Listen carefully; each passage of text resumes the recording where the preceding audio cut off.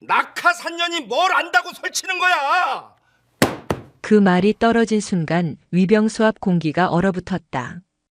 병사들이 보는 앞에서 대령이 준장에게 던진 말이었다. 그날 이후 부대 안에서 이상한 일들이 터지기 시작했다. 창고의 고기는 썩어 있었고 장부의 숫자는 맞지 않았고 진실을 말하려던 병사는 주먹부터 맞았다. 그리고 아무도 몰랐다. 이 모욕 한마디가 별 둘까지 끌어내릴 줄은. 사연 시작 전 구독과 좋아요 꼭 부탁드립니다. 여러분은 지금 무엇을 하며 어디에서 듣고 계신지 지역 이름이나 장소를 댓글로 남겨주시면 그곳으로 행운이 가득 깃들길 바라겠습니다. 새벽 5시 계룡대를 감싸던 안개가 아직 거치지 않은 시각이었습니다. 사령부 정문을 빠져나온 군용 지프 한 대가 어둠 속을 미끄러지듯 달리고 있었죠. 46살의 서리는 사령부 군수참모로서 오늘 백골부대 정기 점검을 나가는 길이었습니다. 하지만 공식 일정표에 적힌 정기 점검이라는 네 글자와 달리 그녀의 표정에는 이미 무언가를 감지한 사람 특유의 긴장이 서려 있었습니다. 지난 2주일간 익명으로 들어온 제보들, 수치가 맞지 않는 보급장부, 그리고 유독 백골부대에서만 반복되는 병사부상 보고서. 그 모든 것들이 서린의 머릿속에서 하나의 그림을 그려가고 있었습니다. 707 특임대 출신이라는 이력이 말해주듯 서린은 현장의 냄새를 맡을 줄 아는 사람이었습니다. 서류에서 느껴지는 미세한 불협화음, 보고서 행간에 숨어있는 의도적인 생략. 그런 것들을 놓치지 않는 눈을 그녀는 가지고 있었죠. 그리고 지금 그 눈이 백골부대를 향하고 있었습니다. 지프가 경기도 북부의 산악도로를 달리는 동안 서리는 창밖을 바라보며 생각에 잠겨 있었습니다. 최소 인원만 대동한 것은 의도된 선택이었습니다. 사전에 소문이 퍼지는 것을 막기 위해서이기도 했고 현장의 민낯을 있는 그대로 보기 위해서이기도 했습니다. 1시간여를 달려 백골부대 정문이 시야에 들어왔을 때 새벽 안개가 위병소 주변을 자욱하게 감싸고 있었습니다. 철조망 너머로 희미하게 보이는 초소의 불빛만이 이 이른 시각에도 누군가 깨어있음을 알려주고 있었죠. 지프가 정문 앞에 멈춰 서자 위병소에서 움직임이 있었습니다. 근무 중이던 서준호 하사가 규정대로 차량 앞으로 다가왔습니다. 24살의 젊은 하사관인 준호는 이 부대에서 3년째 위병 근무를 서고 있었는데 새벽에 예고 없이 도착하는 군용 차량이라는 것이 예사롭지 않다는 걸 직감적으로 알아챘습니다. 신분증과 방문 목적을 확인하겠습니다. 준호가 경례를 붙이며 다가갔을 때 지프 안에서 드러난 계급장이 그의 눈에 들어왔습니다. 별 하나. 어둠 속에서도 그 작은 금속 조각은 분명하게 빛나고 있었습니다. 준장이었습니다. 준호의 등줄기가 싸늘해졌습니다. 장성급 장교의 불시 방문이라니. 규정대로라면 신분 확인 후 즉시 문을 열어야 했습니다. 그것이 위병 근무의 기본이었고 상급자에 대한 예우였습니다. 하지만 그가 무전기를 들어 연대 당직 사령에게 보고하자 예상치 못한 답이 돌아왔습니다. 잠깐 대기시켜. 짧고 낮은 목소리였습니다. 준호의 손이 무전기를 쥔 채 멈췄습니다. 대기시켜? 준장을? 그의 머릿속에서 경고음이 울렸습니다. 이상 없습니다만 상급자 이병 지연은. 준호가 다시 무전을 눌렀지만 상대방은 그의 말을 잘랐습니다. 내가 책임진다. 무전이 끊겼습니다. 위병소 내부가 순식간에 얼어붙었습니다. 함께 근무 중이던 병사 2명의 눈빛이 흔들렸고 서로를 바라보는 시선에는 불안이 가득했습니다. 이건 뭔가 잘못됐다는 걸 그들도 느끼고 있었죠. 지프 안에서 서리는 이 모든 상황을 읽고 있었습니다. 그녀는 시계를 보지 않았습니다. 대신 위병소를 바라보며 병사들의 미세한 표정 변화를 놓치지 않고 관찰했습니다. 준호의 당혹스러운 얼굴, 무전기를 쥔 손의 떨림, 그리고 위병소 안에서 오가는 불안한 눈빛들. 그 모든 것이 서린에게 하나의 메시지를 전달하고 있었습니다. 5분이 지나고 10분이 지났습니다. 여전히 정문은 열리지 않았습니다. 설인의 표정에는 아무런 변화가 없었지만 그녀의 내면에서는 이미 분석이 끝나고 있었습니다. 이건 실수가 아니었습니다. 의도된 지연이었습니다. 상급 부대 장성의 점검을 고의로 막고 있다는 것, 그것이 의미하는 바는 명확했습니다. 숨길 것이 있다는 뜻이었죠. 설인은 조용히 차 문을 열었습니다. 그녀가 지프에서 내리는 순간 위병소 주변의 공기가 달라졌습니다. 새벽 안개 사이로 모습을 드러낸 것은 정복 차림의 여성 장교였는데 당당한 체구와 곧은 자세, 그리고 무엇보다 어깨 위에 빛나는 별 하나가 병사들의 시선을 사로잡았습니다. 준호가 반사적으로 자세를 바로잡으며 경례를 올렸습니다. 옆에 서 있던 병사들도 허겁지겁 따라했습니다. 그들의 얼굴에는 긴장과 두려움이 뒤섞여 있었습니다. 설인은 천천히 위병소 앞으로 걸어왔습니다. 그녀의 발걸음은 서두르지 않았지만 한치의 흔들림도 없었습니다.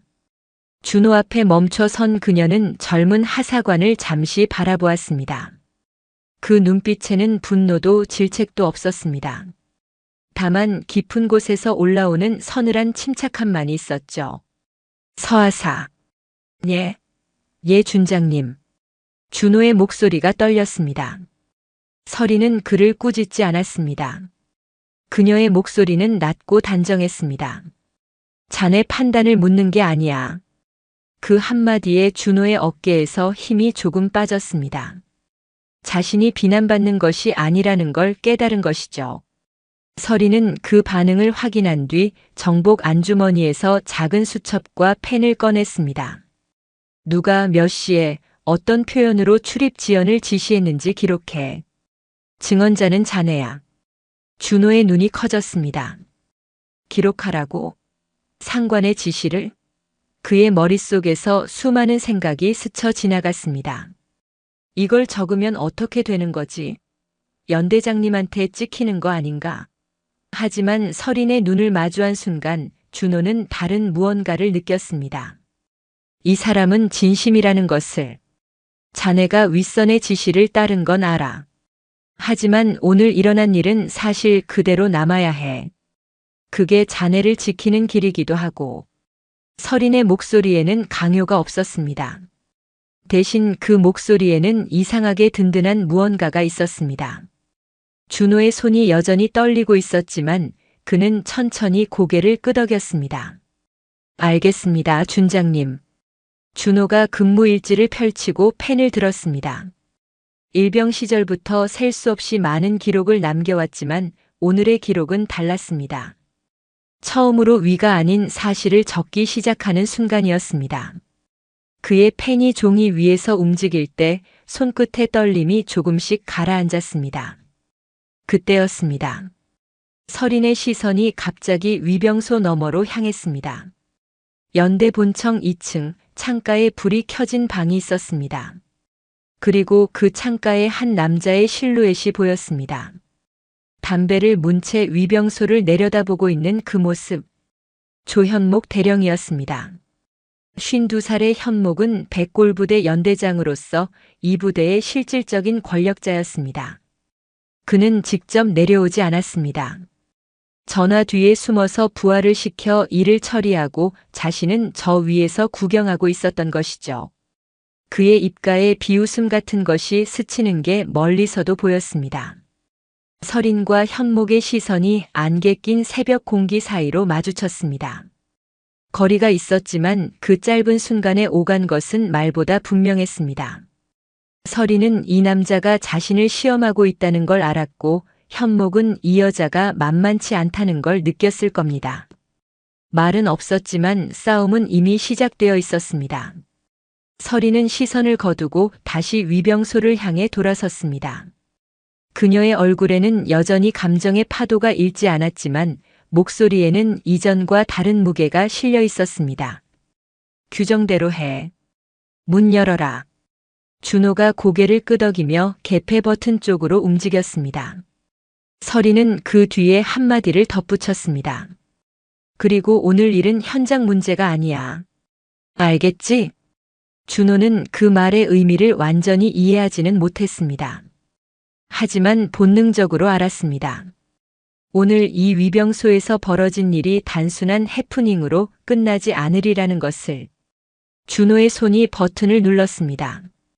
차단기가 올라가고 육중한 철문이 천천히 열리기 시작했습니다. 녹슨 경첩이 내는 금소금이 새벽 공기를 가르며 연병장까지 울려 퍼졌습니다. 그 소리가 마치 무언가의 시작을 알리는 것처럼 느껴졌습니다. 서린이 다시 지프에 올라탔고 차가 천천히 정문을 통과하는 동안 그녀는 창밖으로 백골부대의 풍경을 바라보았습니다. 막사, 연병장, 저 멀리 보이는 군수창고와 급양소. 모든 것이 평범해 보였습니다. 하지만 서린은 알고 있었습니다. 평범함 아래 무엇이 썩어가고 있는지를. 그녀의 머릿속에서 하나의 결론이 굳어지고 있었습니다. 이 부대는 이미 썩어 있다. 그리고 오늘 그 기록은 시작됐다. 위병소에 남겨진 준호는 한동안 철문이 닫히는 것을 지켜보았습니다. 손에 들린 근무 일지에는 방금 그가 적은 기록이 남아 있었습니다. 시간, 지시자, 지시 내용. 짧은 문장들이었지만 그 무게는 결코 가볍지 않았습니다. 병사 하나가 조심스럽게 물었습니다. 하사님 괜찮으시겠습니까? 준호는 대답하지 않았습니다. 대신 본청 2층 창가를 올려다보았습니다. 조현목 대령의 모습은 이미 사라지고 없었지만 그가 내뿜던 담배 연기의 잔상이 아직 창가에 남아있는 것 같았습니다. 괜찮을까? 준호 자신도 알 수 없었습니다. 다만 한 가지는 분명했습니다. 오늘 새벽 이 위병소에서 무언가 시작되었다는 것. 새벽 안개가 조금씩 걷히고 있었습니다. 동쪽 하늘이 희미하게 밝아오기 시작했습니다. 백골부대의 새로운 하루가, 아니 어쩌면 완전히 다른 운명이 시작되고 있었습니다. 위병소를 통과한 지프가 연병장을 가로질러 달리는 동안 서린은 창밖으로 스쳐 지나가는 백골부대의 풍경을 유심히 살폈습니다. 새벽 안개가 걷히기 시작하면서 막사와 건물들의 윤곽이 조금씩 선명해지고 있었죠. 정기 점검이라면 당연히 군수과부터 들러야 했습니다. 서류를 확인하고 담당자에게 보고를 받고 그런 뒤에 현장을 둘러보는 것이 통상적인 절차였으니까요. 하지만 서린은 운전병에게 다른 지시를 내렸습니다. 급양소로 가. 운전병이 잠깐 망설이는 기색을 보였지만 이내 핸들을 돌렸습니다. 서린이 군수과를 건너뛰고 급양소부터 향하는 데는 이유가 있었습니다. 서류는 조작할 수 있지만 병사들이 먹는 밥은 감출 수 없었습니다. 그리고 부대의 진짜 상태를 알려면 병사들의 식판을 봐야 했습니다. 급양소 건물이 시야에 들어왔을 때 서린의 눈이 미세하게 좁아졌습니다. 건물 외벽에 페인트가 벗겨진 채 방치되어 있었고 환기구 주변에는 검은 때가 잔뜩 끼어 있었습니다. 관리 상태가 좋지 않다는 첫 번째 신호였죠. 지프에서 내린 서린이 급양소 입구로 향하자 안에서 부산한 움직임이 느껴졌습니다. 아침 식사 준비가 한창인 시간이었습니다. 조리실에서 흘러나오는 기름 냄새와 함께 무언가 타는 듯한 퀴퀴한 냄새가 코를 찔렀습니다. 서린이 문을 열고 안으로 들어서자 조리실에 있던 병사들이 일제히 동작을 멈추었습니다. 취사복을 입은 젊은 병사들 사이에서 누군가 작게 속삭이는 소리가 들렸습니다. 별이다가 장군이다. 그 속삭임이 파문처럼 퍼져나갔고 병사들의 얼굴에 당혹과 긴장이 번졌습니다. 서린은 주변을 천천히 둘러보았습니다. 조리대 위에 놓인 식재료들, 대형 솥에서 끓고 있는 국, 그리고 한쪽 구석에 쌓여있는 박스들. 그녀의 시선이 그 박스들 위에서 잠시 멈추었습니다. 뭔가 이상했습니다. 식재료 박스에 당연히 있어야 할 유통기한 표시가 보이지 않았습니다. 그때 한 병사가 서린에게 다가왔습니다. 장민재 일병 21살의 취사병이었습니다. 그의 얼굴에는 긴장과 함께 묘한 기대 같은 것이 떠 있었습니다. 마치 오랫동안 기다려온 무언가가 마침내 왔다는 듯한 표정이었죠. 준장님 저기. 민재가 무언가 말하려는 순간 조리실 안쪽에서 고함이 터져 나왔습니다. 야, 장민재. 뭐하냐, 당장 자리로 안 들어가. 목소리의 주인공은 배성철 상사였습니다. 49살의 급양 담당 부사관인 그가 성큼성큼 걸어오고 있었습니다. 땅딸막한 체구의 불그스름한 얼굴, 그리고 병사들을 내려다보는 눈빛에는 오랜 세월 아랫사람들 위에 군림해온 사람 특유의 거만함이 서려 있었습니다. 성철은 서린을 보고도 즉각 경례를 하지 않았습니다. 대신 민재를 향해 턱짓을 하며 으르렁거렸습니다. 손님 오셨는데 일은 안 하고 뭘 쳐다봐. 가서 국 저어.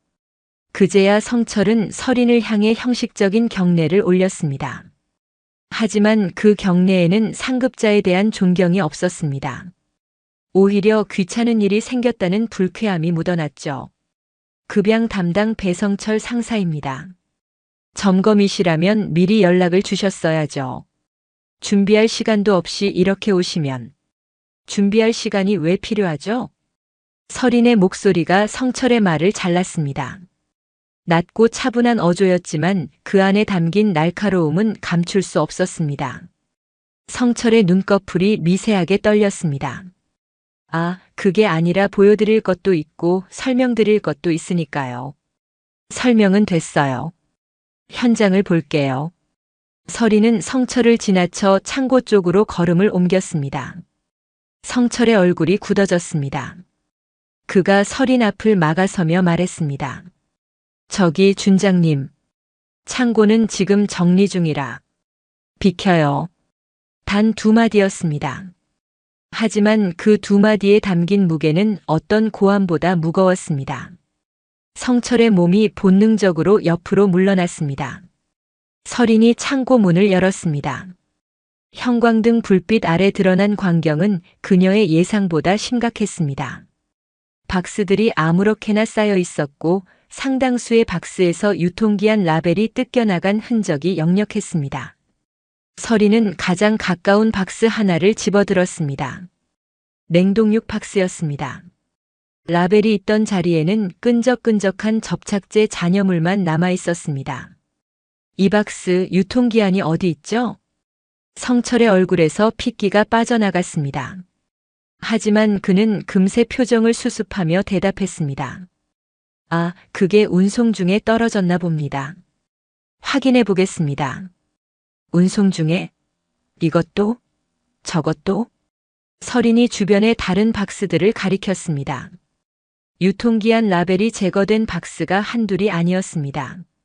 성철의 눈동자가 흔들렸습니다. 그 순간 서린의 시선이 창고 한쪽 구석에 있는 장부 한 권을 포착했습니다. 낡은 표지의 그 장부가 선반 위에 놓여 있었습니다. 서린이 그쪽으로 걸어가려는 순간 성철이 먼저 움직였습니다. 그가 황급히 장부를 낚아채 등 뒤로 감추려 했습니다. 그거 뭐예요? 아, 이건 그냥 오래된 거라 볼 것도 없습니다. 내가 판단할게요. 줘봐요. 서린이 손을 내밀었지만 성철은 움직이지 않았습니다. 그의 얼굴에 완강한 거부의 빛이 떠올랐습니다. 그 순간 창고 입구에서 낮은 목소리가 들려왔습니다. 그건 제가 기록한 겁니다. 민재였습니다. 그가 창고 안으로 들어서며 말을 이었습니다. 실제 입고량이랑 장부상 수량이 달라서 제가 따로 적어둔 거예요. 상사님이 장부 쓰지 말라고 하셔서 숨겨뒀는데. 민재의 말이 끝나기도 전에 성철의 손이 움직였습니다. 굵은 손바닥이 민재의 뺨을 후려쳤습니다. 날카로운 소리가 창고 안에 울려 퍼졌습니다. 이 새끼가 미쳤어? 장군 앞에서 짓거려? 성철이 이를 갈며 민재의 멱살을 움켜쥐었습니다. 민재의 몸이 뒤로 밀리며 선반에 부딪혔습니다. 박스들이 우르르 쏟아졌습니다. 내가 뭔데 기록을 해? 내가 뭔데? 성철의 주먹이 다시 올라갔습니다.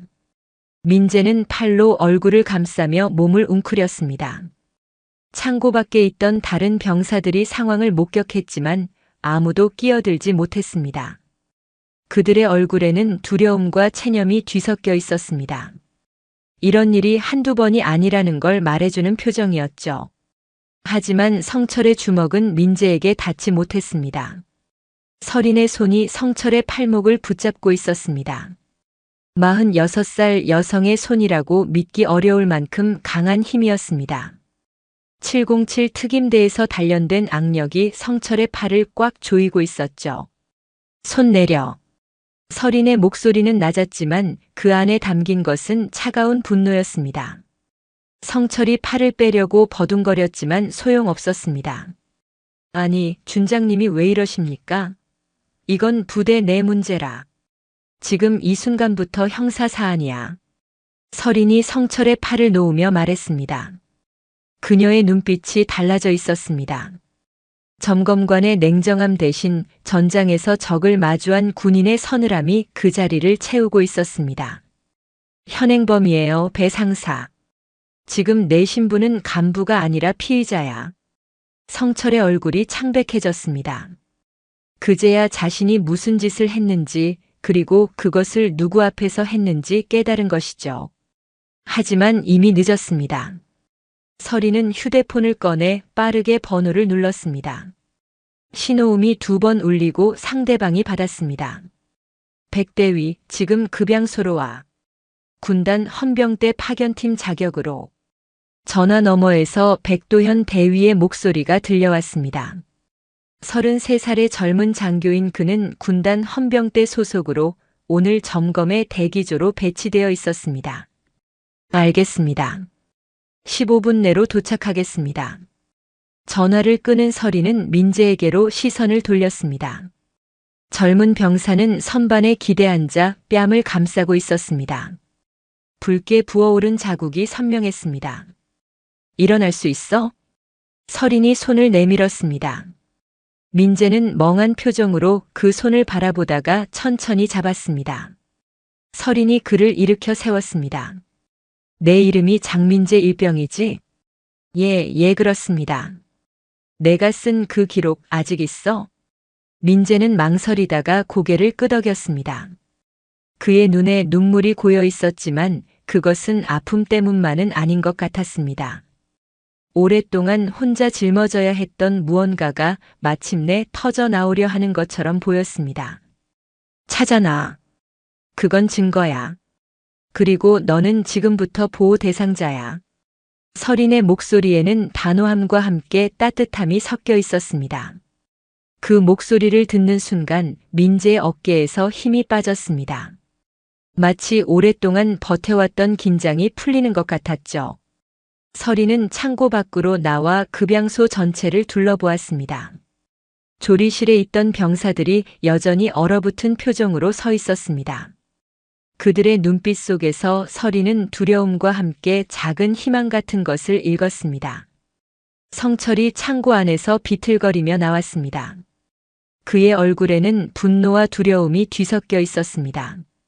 이건 오해입니다, 준장님. 제가 좀 흥분해서 그랬지 폭행이라니. 오해? 내 눈앞에서 병사를 때렸는데? 훈육입니다. 군대에서 의뢰 있는. 구타와 훈육을 구별 못하면 그것도 문제야. 서린이 성철을 정면으로 바라보며 말했습니다. 그녀의 목소리에는 더 이상 분노가 없었습니다. 대신 그 자리에는 차가운 판결만이 남아 있었습니다. 여기서 움직이지 마. 헌병대가 올 때까지. 성철의 입이 벌어졌다 닫혔습니다. 항변하고 싶었지만 말이 나오지 않았습니다. 서린의 눈빛이 그의 모든 변명을 차단하고 있었으니까요. 서린은 급양소 입구에 서서 먼 곳을 바라보았습니다. 연대 본청 건물이 시야에 들어왔습니다. 아까 조현목 대령이 서 있던 그 창가가 보였습니다. 지금은 아무도 없었지만 서린은 알고 있었습니다. 이 소식이 곧 그에게 전해지리라는 것을. 그리고 그것은 시작에 불과했습니다. 서린의 가슴 한쪽에서 오래된 기억이 스멀스멀 올라왔습니다. 10년 전 보급 결함으로 부하를 잃었던 그날의 기억. 제대로 된 장비 하나 없이 작전에 투입되어야 했던 부하들, 그리고 끝내 돌아오지 못한 그들의 얼굴. 그 기억이 지금 이 순간 서린의 결의를 더욱 단단하게 만들고 있었습니다. 병사는 소모품이 아니다. 서린은 속으로 되뇌었습니다. 그 생각이 그녀의 심장을 뜨겁게 달구었습니다. 분노가 아닌 사명감으로. 저 멀리서 군용 차량 한 대가 급양소를 향해 달려오는 것이 보였습니다. 백도현 대위가 오고 있었습니다. 이제 이 급양소는 점검 현장이 아니라 범죄 현장이 될 터였습니다. 민재가 창고에서 작은 수첩 하나를 들고 나왔습니다. 낡고 구겨진 그 수첩에는 그가 몇 달간 기록해온 것들이 담겨 있었습니다. 실제 입고량과 장부상 수량의 차이, 유통기한이 지난 식재료의 사용 내역, 그리고 누군가 이익을 챙기고 있다는 정황들. 서린이 그 수첩을 받아들었습니다. 젊은 병사의 떨리는 손이 그녀의 손에 닿았습니다. 잘했어. 서린이 말했습니다. 짧은 한마디였지만 민재의 눈에서 눈물이 흘러내렸습니다. 그것은 안도의 눈물이었고 마침내 누군가 자신의 기록을 알아봐 주었다는 그 오랜 외로움의 끝에서 흘리는 눈물이었습니다. 군단 헌병대 파견팀 차량이 급양소 앞마당에 멈춰 선 것은 서린이 전화를 끊은 지 정확히 12분 뒤였습니다. 차문이 열리고 백도현 대위가 내렸습니다. 33살의 젊은 장교는 단정한 헌병 정복 차림이었고 그의 뒤를 따라 부사관 2명이 장비 가방을 들고 내렸습니다. 도현은 급양소 앞에 서 있는 서린에게 경례를 올린 뒤 주변 상황을 빠르게 훑었습니다. 창고 입구에 웅크리고 앉아있는 성철, 뺨이 부어오른 채 서 있는 민재, 그리고 멀찍이 떨어져서 불안한 눈빛으로 지켜보는 취사병들. 그것만으로 무슨 일이 있었는지 대략 짐작이 갔습니다. 상황 보고 받겠습니다. 도현의 목소리는 차분했지만 그 안에는 즉각 행동에 나설 준비가 되어 있다는 단단함이 담겨 있었습니다. 서린은 간결하게 상황을 설명했습니다. 유통기한 라벨 제거, 장부 은닉 시도, 그리고 현행 폭행. 문장 끝이 칼날처럼 떨어지는 설명이었죠. 백대위, 지금부터 이곳은 점검 현장이 아니라 증거 보존 현장이야.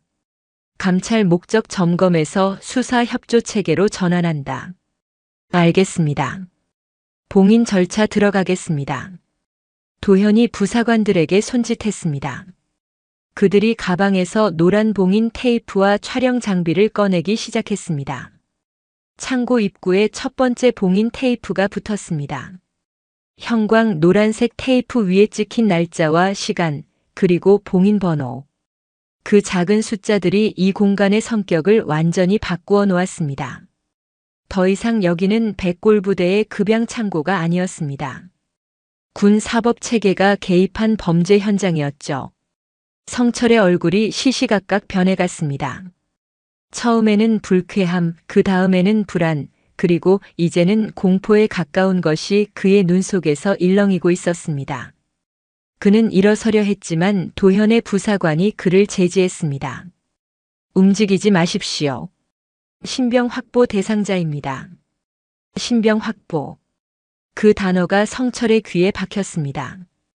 25년 군 생활에서 한 번도 들어보지 못한 말이 자신에게 적용되고 있었습니다. 봉인 작업이 진행되는 동안 급양소 주변에 사람들이 모여들기 시작했습니다. 소문은 군대에서 가장 빠른 통신 수단이었습니다. 헌병대가 왔다, 창고가 봉인됐다, 배 상사가 잡혀간다. 그 속삭임들이 연병장을 가로질러 막사로 본청으로 퍼져나갔습니다. 그리고 예상대로 조현목 대령이 나타났습니다. 연대장 차량이 급양소 앞에 급하게 멈춰 섰고 현목이 차에서 내리자마자 성큼성큼 걸어왔습니다. 그의 얼굴은 불그락푸르락했고 눈에는 분노가 이글거리고 있었습니다. 이게 무슨 짓입니까? 현목의 고함이 급양소 마당에 울려 퍼졌습니다. 모여있던 병사들이 움찔했습니다. 그 고함에는 연대장으로서의 위엄보다는 자신의 영역을 침범당한 짐승의 포효 같은 것이 담겨 있었죠. 내 부대에서 내 허락도 없이 봉인이야? 현목이 서린 앞까지 다가왔습니다. 그의 눈에서 경멸과 적의가 동시에 번뜩였습니다. 서린은 움직이지 않았습니다. 그녀의 자세는 여전했고 표정에는 파도 한 점 잃지 않았습니다. 조 대령, 봉인 절차는 범죄 예방과 증거 보존을 위한 규정에 따른 겁니다. 연대장 허락 사항이 아니에요. 규정? 규정을 들먹이기 전에 지휘 체계부터 존중해야 하는 거 아닙니까? 현목의 목소리가 더 커졌습니다. 의도적이었습니다. 주변에 모인 병사들이 듣도록 자신이 부당한 대우를 받고 있다는 인상을 심어주려는 것이었죠. 여기 병사들 보십시오. 아무리 장군이라도 연대장 무시하고 제멋대로 하는 꼴을. 이게 군대입니까? 윤준장의 개인 왕국입니까? 갑질.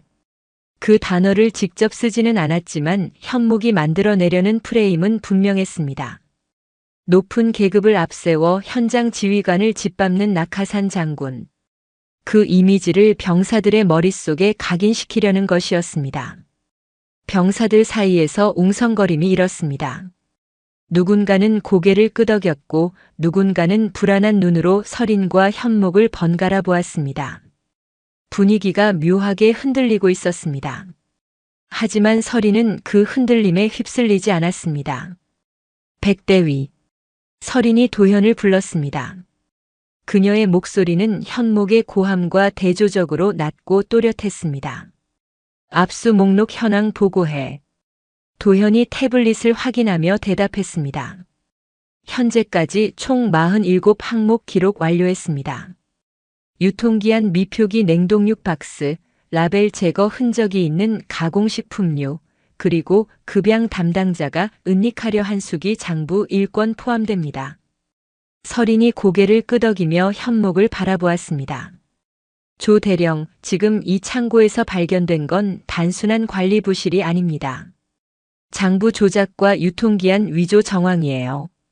그리고 은폐 과정에서 현행 폭행까지 발생했고, 서린의 설명은 감정을 배제한 채 사실만을 나열했습니다.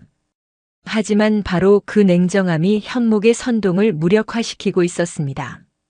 분노로 맞서면 싸움이 되지만 기록으로 맞서면 판결이 되니까요. 이건 지휘권 문제가 아니라 범죄 예방 절차입니다. 군형법 증거인멸 방지 조항, 그리고 헌병 수사 규칙에 따른 현장 보존 조치예요. 이해 있으시면 규정집 보여드릴까요? 현목의 얼굴이 굳어졌습니다. 그는 규정을 몰랐습니다. 아니, 정확히 말하면 규정 따위는 신경 쓰지 않고 살아왔습니다. 연대장이라는 직함이 곧 법이었던 이 작은 왕국에서 규정은 자신에게 적용되는 것이 아니라 아래 것들을 통제하는 도구일 뿐이었으니까요. 지금 나를 가르치려는 겁니까? 가르치는 게 아니라 고지하는 겁니다. 오늘 이 현장에서 일어난 모든 일은 기록되고 있어요. 영상, 사진, 증언, 압수 목록. 연대장님의 발언도 포함해서 서린이 급양소 처마 밑에 설치된 폐쇄회로 카메라를 가리켰습니다. 빨간 불이 깜빡이고 있었습니다. 현목의 시선이 그쪽으로 향했고 그의 얼굴에서 핏기가 빠져나갔습니다. 저 영상 이미 헌병 파견팀 서버에 실시간 백업 중입니다. 도현이 덧붙였습니다. 담담한 목소리였지만 그 한마디가 현목에게는 철퇴처럼 내리꽂혔습니다. 현목의 입이 벌어졌다 닫혔습니다. 반박하고 싶었지만 할 말이 없었습니다. 기록 앞에서는 고함도 직함도 소용이 없었습니다. 그는 주변을 둘러보았습니다. 병사들의 눈빛이 달라져 있었습니다. 아까는 연대장의 분노에 움츠러들었던 그들이 이제는 다른 것을 보고 있었습니다. 서린이 규정으로 연대장을 제압하는 모습을. 현목은 더 이상 버틸 수 없다는 걸 알았습니다. 그는 억지로 표정을 수습하며 한 발 물러섰습니다. 좋습니다. 규정대로 하시죠. 하지만 이건 끝난 게 아닙니다. 물론이죠. 이건 시작입니다. 설인의 대답에 현목의 눈이 가늘어졌습니다. 그 짧은 문장 속에 담긴 의미를 그도 느꼈을 것입니다. 이 여자는 급양소 하나로 끝낼 생각이 없다는 것을. 현목이 돌아서서 차량으로 향했습니다. 그의 등이 멀어지는 것을 바라보며 설이는 잠시 생각에 잠겼습니다. 저 남자 혼자가 아니다. 위에 누군가 있다. 그 직감이 점점 확신으로 굳어지고 있었습니다. 백대위. 예, 준장님. 관계자 분리해. 배성철 상사는 신병 확보, 장민재 일병은 보호 대상자로. 그리고 급양소 출입 통제 유지하고. 알겠습니다. 도현이 부사관들에게 지시를 내렸습니다. 성철이 일으켜 세워져 차량 쪽으로 인도되었습니다. 그의 얼굴은 이제 완전히 넋이 나간 표정이었습니다. 민재는 다른 차량으로 안내되었습니다. 설인이 그에게 다가가 낮은 목소리로 말했습니다. 내가 쓴 기록 용기 있는 일이었어. 앞으로 무슨 일이 있어도 너는 보호받을 거야. 약속해. 민재의 눈에 다시 눈물이 고였습니다. 하지만 이번에는 두려움의 눈물이 아니었습니다. 급양소 주변에 모여있던 병사들 사이에서 작은 웅성거림이 일었습니다. 소문이 퍼지고 있었습니다. 배 상사가 잡혀갔다. 창고가 봉인됐다. 이번엔 진짜다. 그 속삭임들 속에서 무언가가 바뀌고 있었습니다. 설이는 봉인 테이프가 붙은 창고를 바라보았습니다. 노란 테이프 위에 글씨가 햇빛 아래 선명하게 빛나고 있었습니다. 이것은 단순한 급양 비리가 아니었습니다. 이 창고 안에 있는 것은 썩은 고기만이 아니라 이 부대 전체를 좀먹고 있는 부패의 한 조각이었습니다. 그리고 그 부패의 뿌리가 어디까지 뻗어 있는지 설이는 이제 파헤칠 작정이었습니다. 부대 전체에 집행 중이라는 공지가 내려갔습니다. 급양소는 추후 통보시까지 출입 금지. 그 짧은 문장이 백골부대 전체에 울려 퍼졌습니다. 변화의 시작을 알리는 종소리처럼. 급양소 봉인이 완료된 지 2시간이 지난 오전 9시 연대 본청 회의실에 긴급 간부 회의가 소집되었습니다. 회의실 안에는 묘한 긴장감이 감돌고 있었습니다. 평소라면 연대장의 훈시를 듣고 고개를 끄덕이며 끝났을 자리가 오늘은 전혀 다른 분위기였죠. 긴 테이블 상석에 조현목 대령이 앉아 있었습니다. 그의 얼굴에는 아까 급양소에서 당한 굴욕의 흔적이 여전히 남아 있었습니다. 눈밑이 파르스름하게 떨리고 있었고 턱 근육이 굳어 있었습니다.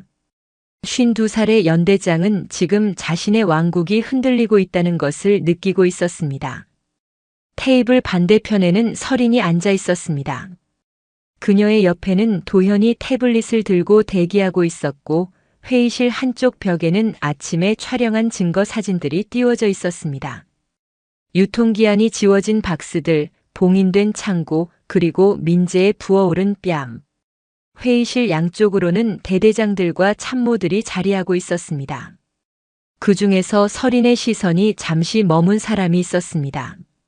남기훈 중령, 47살의 연대 군수과장이었습니다.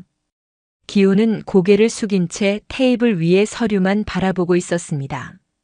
그의 손가락이 미세하게 떨리고 있었죠. 설이는 그 떨림을 놓치지 않았습니다. 저 사람은 무언가를 알고 있다. 그 직감이 그녀의 머릿속에서 깜빡였습니다. 현목이 먼저 입을 열었습니다. 그의 목소리는 의도적으로 차분하게 통제되어 있었지만 그 아래 깔린 분노는 감출 수 없었습니다. 오늘 아침에 있었던 일에 대해 정리가 필요할 것 같습니다. 사령부에서 점검 나오신 윤 준장님께서 우리 부대 급양시설에서 몇 가지 문제점을 발견하셨습니다. 현목의 말투는 마치 사소한 행정착오를 보고하는 것처럼 가벼웠습니다. 설이는 그 태도를 묵묵히 지켜보았습니다. 배성철 상사가 다소 과격한 행동을 해서 현재 조사를 받고 있는데 이건 개인의 일탈입니다. 부대 전체의 문제로 확대 해석할 일은 아니라고 봅니다. 개인의 일탈. 서린의 눈썹이 미세하게 움직였습니다.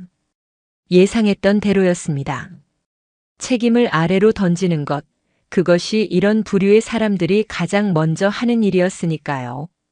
급양 창고 관리도 마찬가지입니다. 실무자 선에서 발생한 문제로 지휘부에서는 미처 파악하지 못한 부분이었습니다. 앞으로 관리 감독을 강화하겠습니다. 현목이 참모들을 둘러보며 말했습니다. 몇몇 참모들이 고개를 끄덕였습니다. 익숙한 풍경이었겠죠. 문제가 생기면 아랫사람 탓을 하고 적당히 덮고 넘어가는 것. 그렇게 굴러가던 세상이었으니까요. 하지만 오늘은 달랐습니다. 서린이 자리에서 일어섰습니다. 그 동작 하나에 회의실의 공기가 달라졌습니다. 참모들의 고개가 일제히 돌아갔고 현목의 얼굴이 굳어졌습니다. 사실 확인이 먼저입니다. 서린이 도현에게 눈짓을 보냈습니다. 도현이 태블릿을 조작하자 회의실 스크린에 새로운 화면이 떠올랐습니다. 급양소 장부 사본이었습니다. 지난 6개월간 이 부대 급양소에 입고된 식재료와 실제 병사들에게 제공된 급식 내역을 대조해 봤습니다. 숫자가 맞지 않아요. 장부상으로는 한우 등급 고기가 들어왔는데 실제로 병사들 식판에 올라간 건 수입 냉동육이었습니다. 회의실에 침묵이 내려앉았습니다. 그 침묵 속에서 누군가의 물컵이 테이블 위에서 달그락 소리를 냈습니다. 이대 대장이었습니다. 그의 손이 미세하게 떨려서 컵을 제대로 잡지 못한 것이죠. 그 작은 소리가 회의실의 긴장을 더욱 팽팽하게 만들었습니다. 그 차액이 어디로 갔는지 아직 추적 중이에요. 하지만 이건 배성철 상사 혼자 할 수 있는 일이 아닙니다. 발주, 검수, 결제. 최소한 3단계를 거쳐야 하는 일이에요. 서린의 시선이 테이블을 따라 천천히 움직였습니다. 그 시선이 지나갈 때마다 참모들이 고개를 숙였습니다. 한소령이 손에 들고 있던 펜을 떨어뜨렸고 그 소리에 옆자리 참모가 움찔했습니다. 마침내 그 시선이 기훈에게서 멈추었습니다. 남중령. 기훈의 어깨가 움찔했습니다. 그는 천천히 고개를 들었습니다. 그의 얼굴에는 오랜 시간 쌓여온 피로와 함께 무언가를 감추려는 긴장이 뒤섞여 있었습니다. 발주서 최종 결제 군수과장 서명으로 되어 있더군요. 기훈의 입술이 파르르 떨렸습니다. 그는 입을 열려다 말았습니다. 무슨 말을 해야 할지 모르는 것 같았습니다. 남중령. 현목이 날카롭게 끼어들었습니다. 그의 목소리에는 경고가 담겨 있었습니다. 입 다물라는 무언의 협박이었죠. 실무자들이 올린 걸 그대로 결제한 겁니다. 내용까지 일일이 확인할 수는 없었습니다. 기훈이 낮은 목소리로 대답했습니다. 그 대답은 현목이 원하는 방향이었습니다. 책임을 더 아래로 떠넘기는 것. 서린은 잠시 기훈을 바라보았습니다. 그의 눈 속에서 무언가가 흔들리고 있었습니다. 거짓말을 하고 있다는 것을 서린은 알 수 있었습니다. 하지만 그것이 자발적인 거짓말인지 강요된 거짓말인지는 아직 판단할 수 없었죠. 그럼 최종 책임은 누구한테 있죠? 서린이 물었습니다. 회의실이 더 깊은 침묵에 빠졌습니다. 급양과 보급은 지휘 책임입니다. 서린이 천천히 말을 이었습니다. 그녀의 목소리는 여전히 낮았지만 그 안에 담긴 날이 더 선명해지고 있었습니다. 차분함이 사라진 것이 아니었습니다. 오히려 그 차분함 속에서 칼날이 드러나고 있었죠. 병사들이 뭘 먹는지, 장비가 제대로 관리되는지, 그건 실무자 책임이 아니에요. 지휘관의 책임입니다. 연대장의 책임이죠. 현목의 얼굴이 붉어졌습니다. 그가 테이블을 내리치며 일어섰습니다. 지금 나를 범인 취급하는 겁니까? 범인이라고 한 적 없어요. 책임이 있다고 했을 뿐입니다. 서린은 미동도 하지 않았습니다. 현목의 분노가 그녀를 향해 쏟아지고 있었지만 그녀는 바위처럼 그 자리에 서 있었습니다. 병사를 방패로 세우지 마세요, 조대령. 서린의 목소리가 한 톤 올라갔습니다. 지금까지 유지해온 차분함에 금이 간 것이 아니라 그 차분함 아래 숨겨두었던 분노가 마침내 표면으로 올라온 것이었습니다.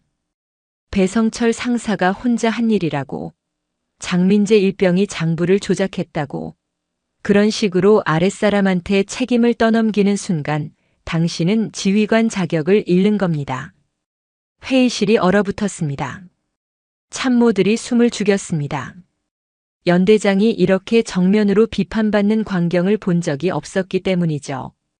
테이블 끝에 앉아있던 젊은 대위 하나가 무의식적으로 자리에서 몸을 뒤로 뺐습니다. 마치 총알이 날아올 것을 피하듯 현목의 입술이 파르르 떨렸습니다. 분노와 굴욕이 그의 얼굴에 번갈아 스쳤습니다. 그는 무언가 반박하려 했지만 말이 나오지 않았습니다. 서린의 논리에는 빈틈이 없었고 증거는 이미 확보되어 있었습니다. 내 앞에서 다시는 병사 이름 꺼내지 마세요. 이 부대 병사들은 방패가 아닙니다. 서린의 마지막 말이 회의실에 울려 퍼졌습니다. 그 말에는 더 이상 차분함의 포장이 없었습니다. 날 것 그대로의 단호함 그리고 병사들을 지키겠다는 의지가 담겨 있었습니다. 현목이 먼저 움직였습니다. 그는 아무 말 없이 의자를 밀치고 회의실을 나가버렸습니다. 문이 쾅 닫히는 소리가 복도까지 울렸습니다. 그 소리에 남아있던 참모들이 서로를 바라보았습니다. 어떻게 해야 할지 모르는 눈빛들이었죠. 서린은 그들을 향해 고개를 끄덕였습니다. 회의는 여기까지입니다. 참모들이 하나둘 자리를 떴습니다. 누구도 서린과 눈을 마주치려 하지 않았습니다. 하지만 그들의 등에서 서린은 변화의 조짐을 읽었습니다. 두려움만이 아닌 어쩌면 안도 같은 것이 섞여 있는. 회의실에 서린과 도현 그리고 기훈만 남았습니다. 기훈은 자리에서 일어나려다 멈칫했습니다. 그의 눈이 서린을 향했다가 재빨리 피했습니다. 남중령. 서린이 불렀습니다. 기훈의 발걸음이 멈추었습니다. 잠깐 얘기 좀 해요. 기훈은 잠시 망설이다가 돌아섰습니다. 그의 얼굴에는 복잡한 감정이 스쳐 지나갔습니다. 두려움, 망설임, 그리고 어쩌면 작은 기대 같은 것. 서린이 회의실 문을 닫으라고 도현에게 눈짓했습니다. 문이 닫히자 회의실은 고요해졌습니다. 아까 회의에서 거짓말했죠? 서린이 단도직입적으로 물었습니다. 기훈의 얼굴이 창백해졌습니다. 저는 변명하려는 게 아니에요. 왜 거짓말해야 했는지 묻는 겁니다. 기훈은 입술을 깨물었습니다. 오랜 침묵 끝에 그가 낮은 목소리로 말했습니다. 3년 전에도 비슷한 일이 있었습니다. 그때 문제 제기했다가 저는 사단에서 연대로 좌천됐어요. 보직도 밀렸고요. 그의 목소리에는 쓴맛이 배어 있었습니다. 3년 전의 상처가 아직 아물지 않은 것 같았습니다. 정의의 대가치고는 너무 컸습니다. 가족도 있고 아이들 학비도 내야 하고 그래서 이번에는 눈을 감으려고 했어요. 서린은 말없이 그의 말을 들었습니다. 기훈의 상황을 이해할 수 있었습니다. 정의를 외치다가 짓밟힌 사람의 두려움, 다시는 그런 일을 당하고 싶지 않다는 자기보호 본능. 그것은 비겁함이라기보다는 상처받은 사람의 방어기제였습니다. 남중령. 서린이 한 발짝 다가갔습니다. 그녀의 목소리에서 아까 회의 때의 날카로움이 사라지고 다른 무언가가 그 자리를 채웠습니다. 이번에는 혼자가 아니에요. 증언자는 보호받습니다. 이건 약속이에요. 기훈의 눈이 흔들렸습니다. 그 약속을 믿어도 되는 걸까? 3년 전에도 누군가 비슷한 말을 했었죠. 하지만 결과는 좌천이었습니다. 어떻게 믿습니까? 전에는 내가 없었어요. 서린이 기훈의 눈을 똑바로 바라보며 말했습니다. 그 눈빛에는 흔들림이 없었습니다. 나는 약속을 지키는 사람이에요. 그리고 이번에는 증거가 있어요. 증거가 있으면 힘의 논리가 통하지 않습니다. 기훈은 오랫동안 서린을 바라보았습니다. 그녀의 눈 속에서 무언가를 찾으려는 것 같았습니다. 진심인지 또 다른 이용인지. 장부가 2개 있습니다. 마침내 기훈이 입을 열었습니다. 그의 목소리는 낮았지만 결심이 담겨 있었습니다. 공식 장부 말고 실제 거래 내역을 적은 장부가 따로 있어요. 제가 만들어둔 겁니다. 혹시 몰라서. 서린의 눈이 빛났습니다. 이중 장부. 그것은 비리의 결정적 증거가 될 수 있었습니다. 그 장부 어디 있어요? 안전한 곳에 있습니다. 가져올 수 있어요. 기훈이 고개를 끄덕였습니다. 그의 어깨에서 무거운 짐이 내려오는 것 같았습니다. 3년간 혼자 짊어져 왔던 비밀, 차마 말하지 못했던 진실. 그것을 마침내 내려놓을 수 있게 된 것이죠. 서린이 손을 내밀었습니다. 같이 끝내요, 남중령. 기훈은 그 손을 바라보다가 천천히 잡았습니다. 그 악수는 계약이었습니다. 진실을 위한 동맹의 시작이었습니다. 회의실을 나서며 서린은 창밖을 바라보았습니다. 백골부대의 연병장이 한눈에 내려다 보였습니다. 저 넓은 공간에 서 있을 수많은 병사들, 그들은 아직 모르고 있었습니다. 자신들 위해서 어떤 싸움이 벌어지고 있는지를. 그날 밤 서린은 백골부대 내 임시 숙소에서 잠을 청했습니다. 하지만 깊이 잠들지는 못했죠. 현목이 쾅 닫고 나간 회의실 문소리가 계속 귓가에 맴돌았습니다. 저 남자는 여기서 끝내지 않을 것이다. 그 직감이 서린을 긴장 상태로 붙들고 있었습니다. 예감은 새벽 4시에 현실이 되었습니다. 쿵쿵쿵. 숙소 문을 두드리는 소리에 서린이 눈을 떴습니다. 문을 열자 도현이 급한 얼굴로 서 있었습니다. 준장님, 사단에서 검열단이 내려왔습니다. 서린의 눈이 가늘어졌습니다. 새벽 4시에 검열이라. 정상적인 절차일 리가 없었습니다. 누가 이끌고 왔어? 사단 작전 참모 문상열 중령입니다. 문상열. 48살의 사단 작전 참모. 서린은 그 이름을 기억 속에서 꺼냈습니다. 현목과 사관학교 동기라는 소문이 있었죠. 그리고 윗선의 지시라면 무엇이든 실행하는 사람이라는 평판도. 생활관 폐쇄회로 연동은? 서린이 물었습니다. 도현이 고개를 끄덕였습니다. 어제 급양소건 이후로 주요 시설 전부 파견팀 서버에 임시 연결해뒀습니다. 실시간으로 올라가고 있어요. 잘했어. 서린은 속으로 중얼거렸습니다. 도현의 선제적인 조치가 지금 큰 힘이 될 터였습니다. 서린이 옷을 갈아입고 밖으로 나왔을 때 부대 안은 이미 어수선해져 있었습니다. 사단에서 내려온 군용 차량 3대가 연병장 한쪽에 서 있었고 검열 단원들이 손전등을 들고 막사 쪽으로 이동하고 있었습니다. 서린은 빠른 걸음으로 검열단을 따라갔습니다. 그들이 향하는 곳은 병사들의 생활관이었습니다. 새벽잠을 자고 있던 병사들이 황급히 일어나 정렬하고 있었고 검열 단원들이 관물대를 열어젖히기 시작했습니다. 병사들의 얼굴에는 영문도 모른 채 끌려나온 두려움이 가득했습니다. 한 이등병은 잠옷 차림 그대로 벽에 등을 붙이고 서 있었고 그의 손이 가늘게 떨리고 있었습니다. 멈춰요. 서린의 목소리가 생활관 안에 울렸습니다. 검열 단원들의 동작이 멈추었습니다. 한 단원이 관물대 서랍을 열다 말고 손을 허공에 멈춘 채 서린을 바라보았습니다. 서린이 그들 앞에 섰을 때 뒤에서 발소리가 다가왔습니다. 아, 윤 준장님. 이 시간에 깨어 계셨습니까? 문상열 중령이었습니다. 48살의 그는 키가 크고 마른 체형이었는데 눈 밑에 짙은 그림자가 드리워져 있어서 더욱 음침해 보였습니다. 그의 입가에는 비웃음 같은 것이 떠 있었죠. 새벽 검열이라니 무슨 일이에요? 서린이 물었습니다. 상열은 서류철을 흔들며 대답했습니다. 정기 복무 실태 점검입니다. 사단장님 지시로 불시에 실시하는 거죠. 검열 범위가 어떻게 되죠? 병사 관물대, 개인 휴대품, 그리고 각종 일지류입니다. 상열이 태연하게 대답했습니다. 서린의 눈이 날카로워졌습니다. 관물대와 휴대품이라 무언가를 찾으려는 것이 분명했습니다.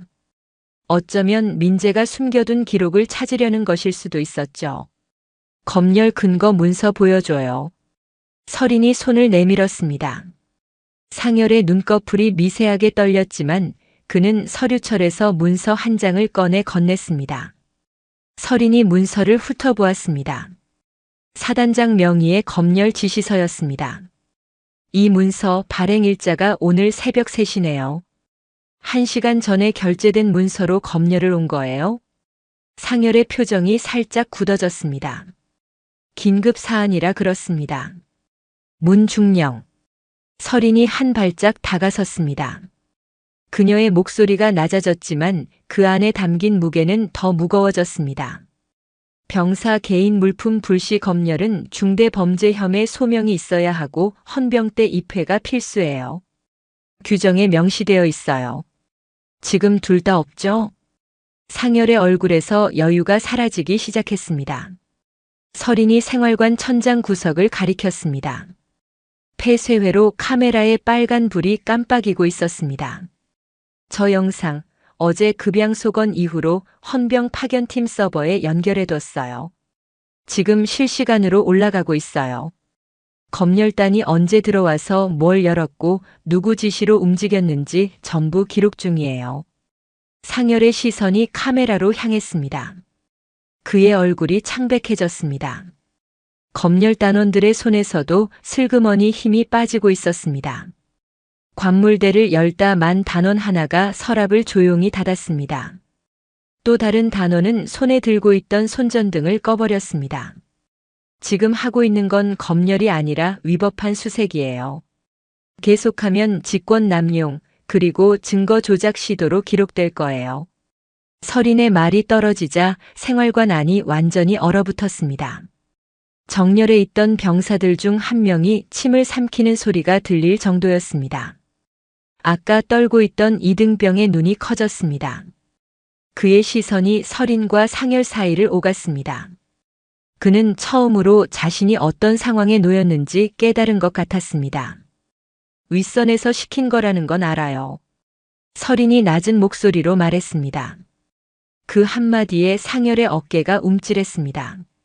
하지만 그 윗선이 지금 문제예요. 누가 시켰는지, 왜 시켰는지 그것도 다 기록에 남아요. 문중령, 당신이 방패로 쓰이고 있다는 거 알아요? 상열의 눈에 두려움이 있었고 그 사이로 다른 무언가가 비쳤습니다. 분노가 아니었습니다. 자신도 피해자라는 것을 깨달은 사람의 씁쓸함 같은 것이었죠. 그의 손이 서류철을 쥔 채 미세하게 떨렸습니다. 철수하겠습니다. 상열이 낮은 목소리로 말했습니다. 그의 얼굴에는 패배의 쓴맛이 번져 있었습니다. 검열단 집합. 검열단원들이 생활관에서 빠져나왔습니다. 그들이 차량으로 돌아가는 동안 서린은 그 뒷모습을 지켜보았습니다. 상열이 차에 오르기 전 잠깐 뒤를 돌아봤습니다. 그 눈빛에는 분노와 함께 묘한 것이 섞여 있었습니다. 어쩌면 경고일 수도 혹은 구원 요청일 수도 있었죠. 차량들이 부대를 빠져나간 뒤 서린은 깊은 한숨을 내쉬었습니다. 긴장이 풀리면서 온몸에 피로가 밀려왔습니다. 하지만 동시에 확신도 들었습니다. 방패는 벗겨졌다. 이제 그 뒤에 숨어있는 자의 윤곽이 드러나기 시작했습니다. 준장님. 도현이 다가왔습니다. 그의 얼굴에는 안도와 함께 긴장이 남아 있었습니다. 영상 확보됐습니다. 검열단이 들어온 시점부터 철수할 때까지 전부요. 잘했어. 그거 따로 보관해둬. 그리고 오늘 검열 지시서 문서 번호, 결제 시간, 서명자까지 전부 기록해놔. 영상만으로는 부족해. 문서의 흐름을 따라가야 그 뒤에 숨은 손을 찾을 수 있어. 서린이 덧붙였습니다. 도현이 고개를 끄덕이며 태블릿에 메모를 시작했습니다. 생활관 앞에 서 있던 병사들이 여전히 정렬한 채 서린을 바라보고 있었습니다. 새벽에 갑자기 깨어나 혼란스러웠을 그들의 얼굴에 이제는 다른 무언가가 떠오르고 있었습니다. 누군가 자신들을 지켜주었다는 것에 대한 놀라움, 그리고 작은 희망 같은 것. 다들 들어가서 쉬어. 오늘 일은 내가 처리할게. 서린이 병사들에게 말했습니다. 병사들이 하나둘 생활관 안으로 들어갔습니다. 그중 아까 떨고 있던 이등병이 서린에게 경례를 하며 작게 말했습니다. 감사합니다, 준장님. 서린은 그 병사의 얼굴을 바라보았습니다. 20살 남짓한 젊은 얼굴이었습니다. 그 얼굴에서 서린은 오래전 자신의 부하들을 떠올렸습니다. 보급 결함으로 잃었던 다시는 볼 수 없는 그 얼굴들을. 고맙다는 말은 내가 해야 해. 버텨줘서. 서린이 낮게 말했습니다. 병사가 고개를 끄덕이고 생활관으로 들어갔습니다. 동이 트기 시작했습니다. 새벽의 어둠이 걷히고 부대 위로 엷은 햇살이 퍼져나갔습니다. 서린은 연병장을 바라보며 생각에 잠겼습니다. 보복 검열은 실패했습니다. 하지만 이것은 첫 번째 관문을 넘은 것에 불과했습니다. 윗선이 있다. 상열의 태도가 그것을 확인해 주었습니다. 이제 그 문 너머로 들어갈 차례였습니다. 그때 서린의 휴대폰이 울렸습니다. 기훈이었습니다. 준장님, 장부 가져왔습니다. 지금 만나실 수 있으십니까? 서린의 입가에 작은 미소가 떠올랐습니다. 방패가 벗겨진 자리에 이제 칼이 들어갈 차례였습니다. 지금 바로 갈게요. 서린이 숙소를 향해 걸음을 옮겼습니다. 아침 햇살이 그녀의 등 뒤로 길게 그림자를 들이우고 있었습니다. 긴 싸움이었지만 이제 입구가 보이기 시작했습니다. 보복 검열이 물러간 그 아침부터 서린의 숙소는 임시 작전실로 바뀌었습니다. 작은 책상 위에 기훈이 가져온 장부가 펼쳐져 있었고 도연이 태블릿으로 각종 문서를 대조하고 있었죠. 창문 너머로 백골부대의 아침 풍경이 보였지만 방 안에 세 사람은 그것을 볼 여유가 없었습니다. 기훈이 가져온 장부는 낡은 검은색 표지의 수첩이었습니다. 겉으로 보기에는 평범한 개인 메모장 같았지만 그 안에 담긴 내용은 전혀 평범하지 않았습니다. 3년간 기록한 겁니다. 공식 장부에 올라간 금액과 실제 거래 금액의 차이, 납품업체별 계약 내용, 그리고 결제 라인까지. 기훈이 떨리는 목소리로 설명했습니다. 47살의 군수과장은 3년 동안 혼자서 이 기록을 만들어왔던 것입니다. 언젠가 누군가에게 보여줄 날이 올 거라고 믿으면서, 아니 어쩌면 그런 날이 오지 않기를 바라면서. 서린이 장부를 한 장 한 장 넘겼습니다. 숫자들이 빼곡히 적혀 있었고 각 항목 옆에는 기훈의 메모가 달려 있었습니다. 공식 장부에는 한우 3등급으로 기재되어 있지만 실제 납품된 것은 수입 냉동육. 그 차액은 어디로 갔는가? 그런 의문들이 숫자와 함께 나열되어 있었죠. 납품업체가 계속 갔네요. 서린이 말했습니다. 기훈이 고개를 끄덕였습니다. 오경수라는 사람이 운영하는 회사입니다. 51살이고 이 지역에서 15년째 군납을 독점하고 있어요. 다른 업체는 입찰에 끼지도 못합니다.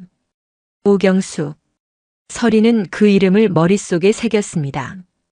민간인이지만 이 비리 구조의 핵심 고리 중 하나였습니다. 계약서 원본은 어디 있어요? 군수가 금고에 있습니다. 하지만 그건 제가 함부로 꺼낼 수 없어요. 연대장 결재가 필요하거든요. 기훈의 말에 서린의 눈이 가늘어졌습니다. 연대장 결재라. 현목이 그 문서들을 지키고 있다는 뜻이었습니다. 그건 다른 방법이 있어요. 서린이 도연을 바라보았습니다. 백대위, 계약서 사본 확보할 수 있어? 군단 계약 심사과에 원본 대조 요청하면 가능합니다. 감찰 목적이면 연대 결재 없이도 열람할 수 있어요. 그렇게 해. 그리고 오경수 회사의 사업자 등록 정보, 최근 3년간 세금 신고 내역도 확인해봐. 도현이 태블릿에 메모하며 고개를 끄덕였습니다. 서리는 다시 장부로 시선을 돌렸습니다. 숫자들을 따라가던 그녀의 눈이 어느 지점에서 멈추었습니다. 결제 라인. 기훈의 서명 위에 또 다른 서명이 있었습니다.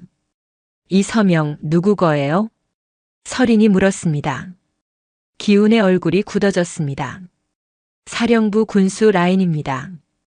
대규모 계약은 사령부 승인이 필요하거든요. 사령부 군수 라인. 서린의 심장이 빠르게 뛰기 시작했습니다. 이 비리가 백골부대에서 끝나지 않는다는 뜻이었습니다. 위로 이어져 있었습니다. 이 서명의 주인이 누군지 알아요? 기훈이 입술을 깨물었습니다. 오랜 침묵 끝에 그가 낮은 목소리로 대답했습니다. 최문규 소장님입니다. 사령부 군수 실권자예요. 최문규. 59살의 소장.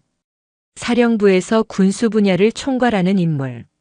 서린보다 계급이 높은, 그리고 이 모든 비리의 최종 몸통일 가능성이 있는 사람.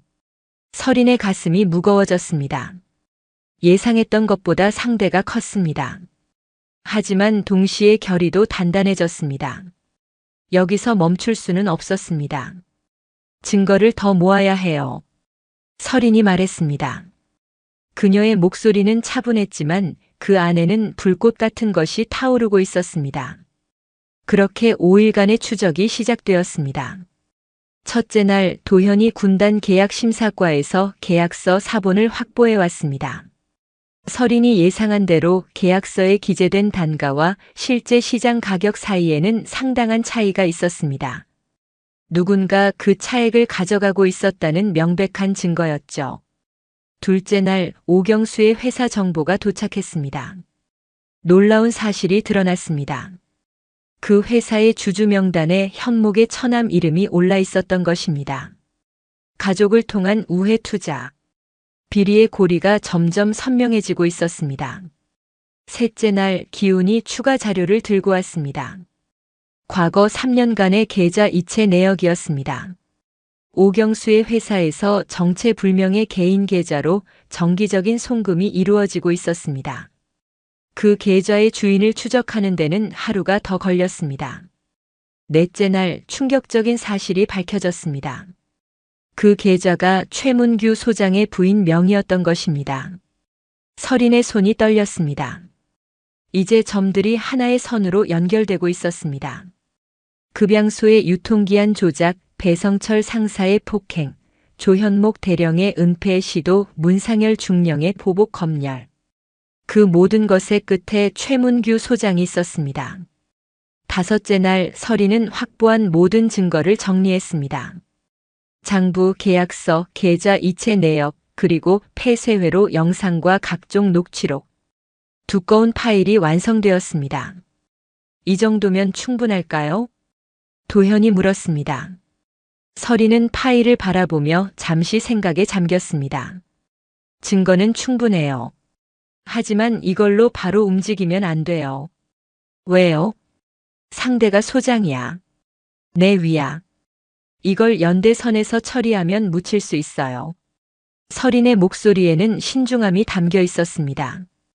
그녀는 군 조직의 논리를 너무 잘 알고 있었습니다. 계급이 높을수록 보호막도 두꺼웠습니다. 섣불리 움직이면 오히려 역공을 당할 수 있었죠. 상급 라인에 긴급 집행정지 요청을 올릴 거예요. 동시 집행 승인까지 받아야 해요. 서린이 휴대폰을 들었습니다. 잠시 망설이다가 번호를 눌렀습니다. 국방부 감찰실입니다. 서린은 깊은 숨을 들이쉬었습니다. 이제 돌아갈 수 없는 다리를 건너려 하고 있었습니다. 사령부 군수참모 윤서린 준장입니다. 긴급 보고 드릴 사안이 있습니다. 그날 밤 서린은 국방부 감찰실과 3시간 넘게 통화했습니다. 확보한 증거들을 설명하고 상황의 심각성을 전달했습니다. 감찰실 측은 신중했지만 증거의 무게를 인정했습니다. 동시 집행 승인 검토하겠습니다. 하지만 시간이 필요합니다. 얼마나요? 이틀 정도. 이틀. 서리는 이를 악물었습니다. 그 사이에 최문규가 눈치채고 은폐를 시도할 수도 있었습니다. 최대한 빨리 부탁드립니다. 통화를 끄는 서리는 창밖을 바라보았습니다. 백골부대의 밤하늘에 별들이 떠 있었습니다. 5일간의 추적이 이제 마무리 단계에 접어들고 있었습니다. 하지만 진짜 싸움은 이제부터였습니다. 그때 문을 두드리는 소리가 났습니다. 도현이었습니다. 준장님, 문제가 생겼습니다. 도현의 얼굴이 굳어 있었습니다. 서린의 심장이 빠르게 뛰기 시작했습니다. 무슨 일이야? 최문규 소장이 내일 아침 백골부대에 내려온다는 첩보가 들어왔습니다. 격려 방문 명목이지만 격려 방문. 서린은 그 말의 의미를 즉시 알아챘습니다. 은폐 작업을 위한 것이었습니다. 현장에서 직접 증거를 인멸하려는 것이죠. 감찰실 승인이 아직 안 났는데 서린의 목소리가 긴박해졌습니다. 시간 싸움이 시작된 것입니다. 어떻게 하시겠습니까? 도현이 물었습니다. 서린은 잠시 생각에 잠겼습니다. 그녀의 머릿속에서 여러 가지 시나리오가 빠르게 돌아갔습니다. 감찰실에 다시 연락해. 상황이 급박해졌다고.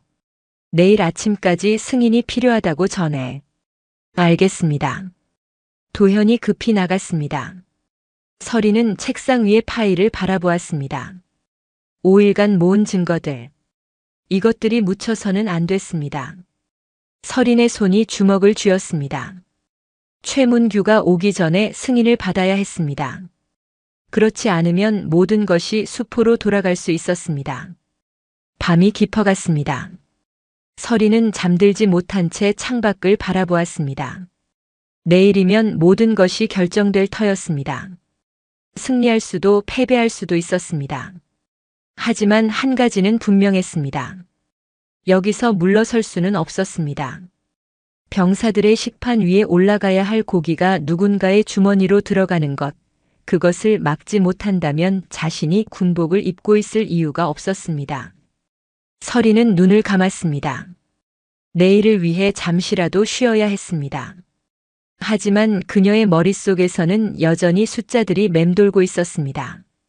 장부의 숫자들, 계좌의 숫자들, 그리고 잃어버린 부하들의 얼굴들. 이번에는 지키겠다. 서린은 속으로 다짐했습니다. 어떤 일이 있어도. 그날 새벽 서린의 휴대폰이 울렸습니다. 화면에 뜬 번호를 확인한 순간 그녀의 심장이 빠르게 뛰기 시작했습니다. 국방부 감찰실이었습니다. 윤준장 승인 났습니다. 동시 집행 허가되었어요. 서린은 눈을 감았습니다. 안도와 긴장이 동시에 밀려왔습니다. 5일간의 추적, 밤새 기다린 시간, 그 모든 것이 이 한 통의 전화로 결실을 맺은 것이었죠. 최문규 소장은요? 별도 라인에서 처리합니다. 사령부에서 동시에 움직일 거예요. 백골부대 현장은 윤준장이 진행하세요. 알겠습니다. 통화를 끄는 서린은 시계를 확인했습니다. 새벽 5시. 최문규가 도착하기로 한 시간은 9시였습니다. 4시간의 여유가 있었습니다. 서린은 도현에게 연락했습니다. 백대위, 지금 바로 와. 시작이야. 30분 뒤 서린의 숙소에 도현과 기훈이 모였습니다.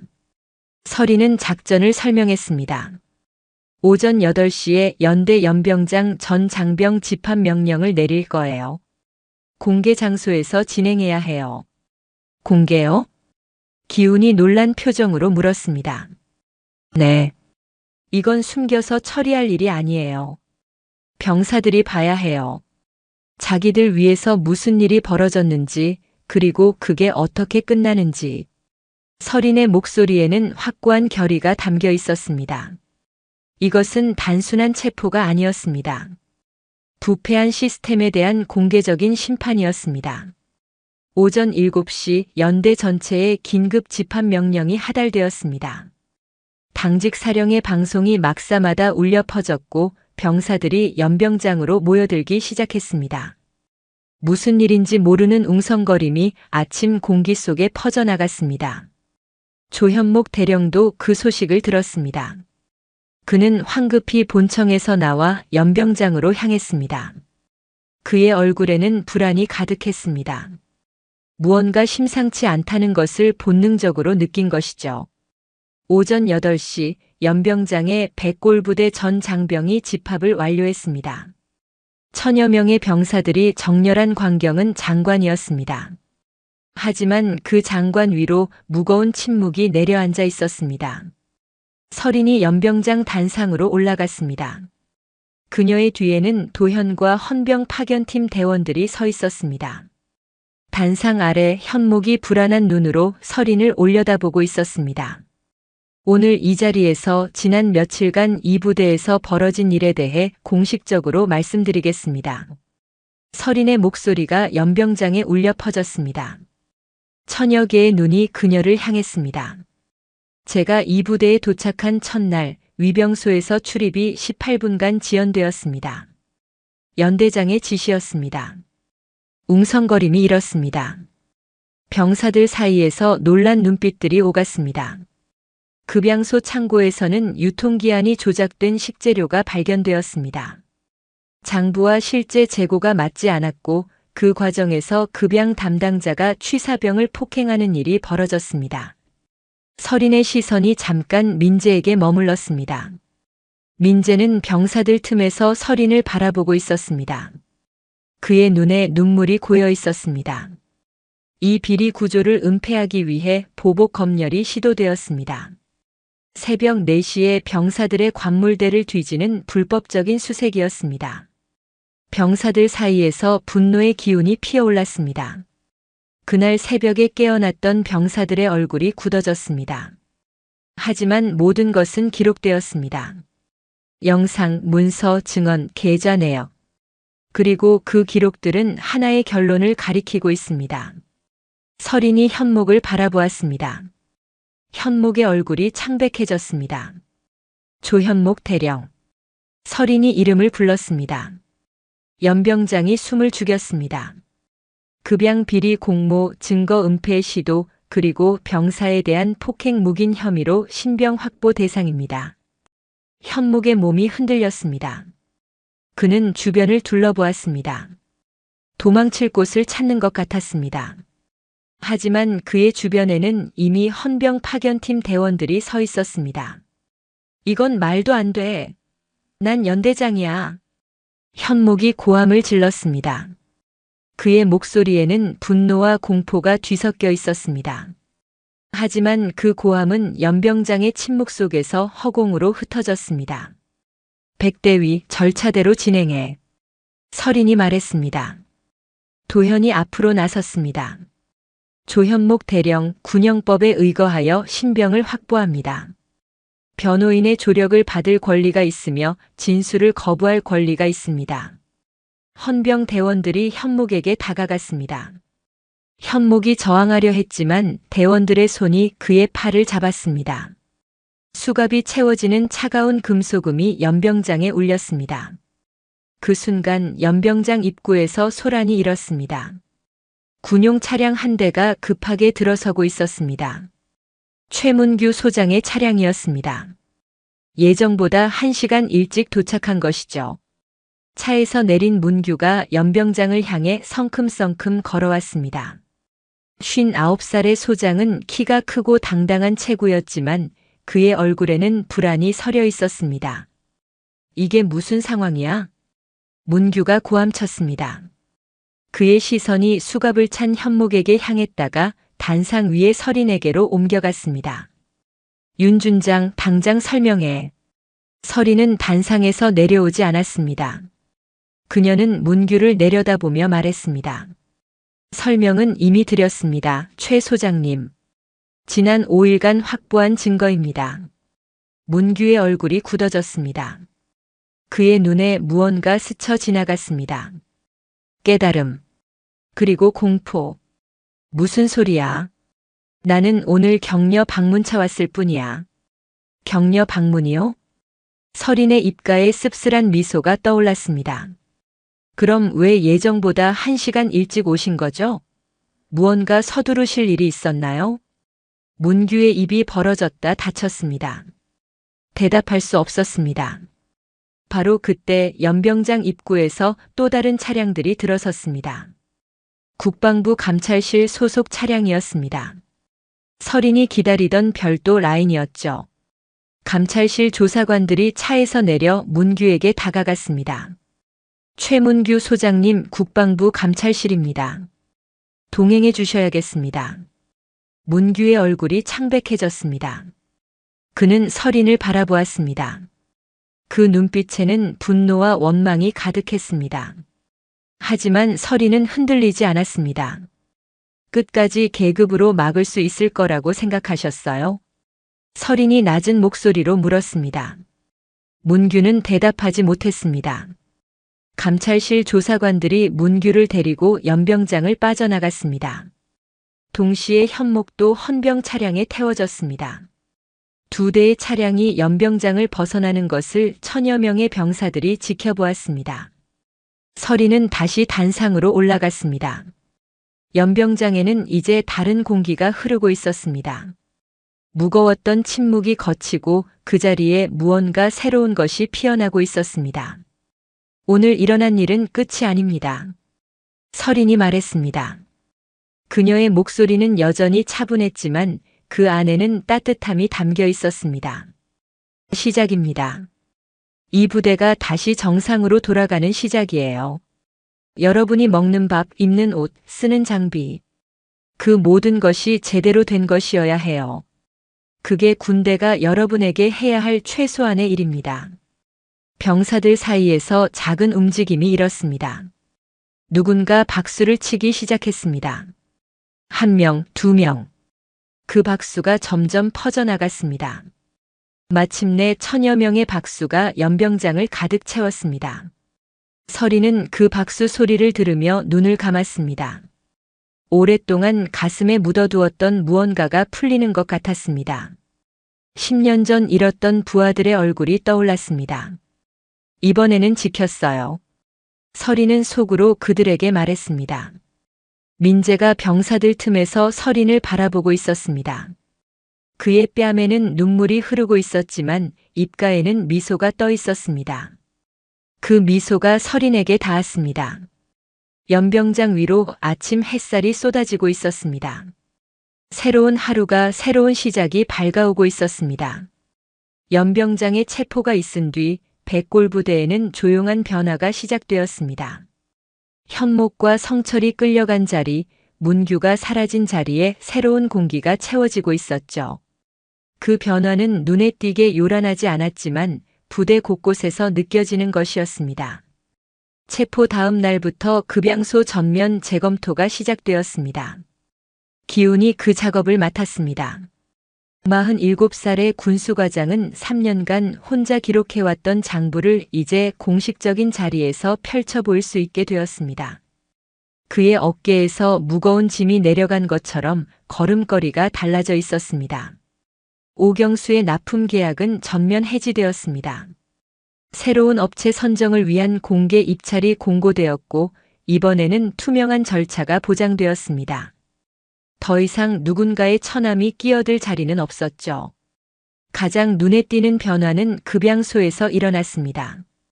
서린이 백골부대를 떠나기 이틀 전 급양소를 다시 찾았을 때의 일이었습니다. 조리실 문을 열자 익숙한 얼굴이 보였습니다. 민재였습니다. 21살의 취사병은 다시 취사복을 입고 조리대 앞에 서 있었습니다.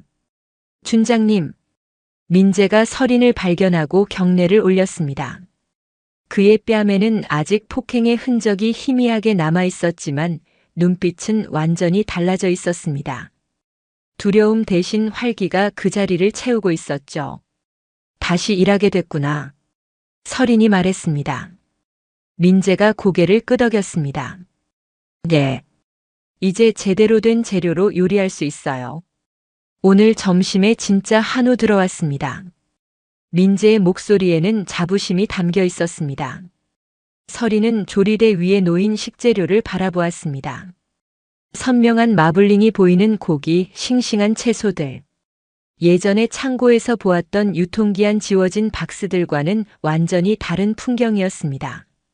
맛있게 해. 설인이 말했습니다. 짧은 말이었지만 민재는 그 안에 담긴 의미를 알고 있었습니다. 열심히 하겠습니다. 민재가 다시 경례를 올렸습니다. 설이는 고개를 끄덕이고 급양소를 나왔습니다. 등 뒤로 조리실에서 요리하는 소리가 들려왔습니다. 그 소리가 이상하게 따뜻하게 느껴졌습니다. 제보자 보호 조치도 제도화되었습니다. 기훈의 사례가 선례가 되어 비리를 제보한 군인에 대한 신변 보호와 인사상 불이익 금지가 공식 규정으로 만들어졌습니다.